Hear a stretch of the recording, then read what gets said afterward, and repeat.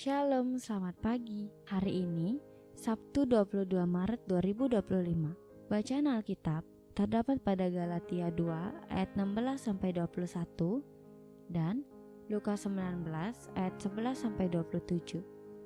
Ayat nas terdapat pada Yoel 2 ayat 28 yang berbunyi, "Kemudian daripada itu akan terjadi bahwa aku akan mencurahkan rohku ke atas semua manusia."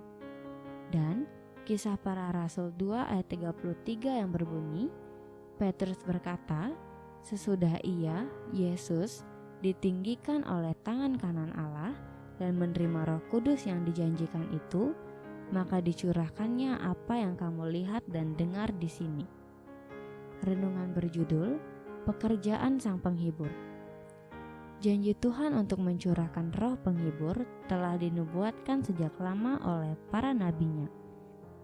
Sebagai pewarta hari Tuhan yang kita mendekat, Yoel adalah salah satu utusan Tuhan yang diberi kepercayaan untuk memberitakan kabar kesukaan itu. Dalam nas yang kita baca hari ini, Yoel memberi kesaksian bahwa semua manusia akan menerima pencurahan Roh Tuhan atasnya. Peristiwa Pentakosta adalah tonggak penanda tergenapinya nubuatan itu. Murid-murid Yesus adalah orang-orang yang pertama kalinya menerima pencurahan Roh Kudus. Persis seperti yang dikatakan Yesus sebelum terangkat ke surga, Sang Penghibur yang lama dijanjikan itu telah datang dan mendiami hati para murid. Perlahan namun pasti, nubuat Yoel mulai tergenapi. Dengan berani dan lantang, para murid pun giat mewartakan ajakan pertobatan bagi mereka yang belum menerima Kristus sebagai Tuhan dan Juru Selamatnya. Karena kuasa Roh Penghibur itulah, murid-murid tak lagi dibelenggu oleh rasa takut dan gentar. Pancaran karisma mereka sungguh menggetarkan hati.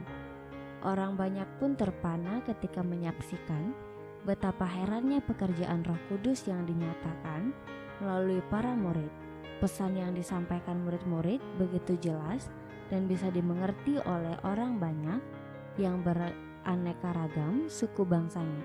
Kala itu, Petrus, salah seorang murid Yesus, memberi kesaksian bahwa semua yang dilihat dan didengar oleh orang banyak itu merupakan bagian dari karya ilahi melalui perantaran Roh-Nya yang tercurah atas mereka. Para murid tidak sedang menginggau, menghayal, apalagi mabuk oleh anggur. Pekerjaan Sang Penghibur bukan isapan jempol belaka. Roh Kudus telah memerdekakan mereka dari kesedihan, ketakutan, dan keraguan. Dengan iman, kita percaya bahwa Roh Penghibur itu kini telah mendiami hati setiap orang percaya. Kuasa dan pekerjaannya tidak terbatas ruang dan waktu.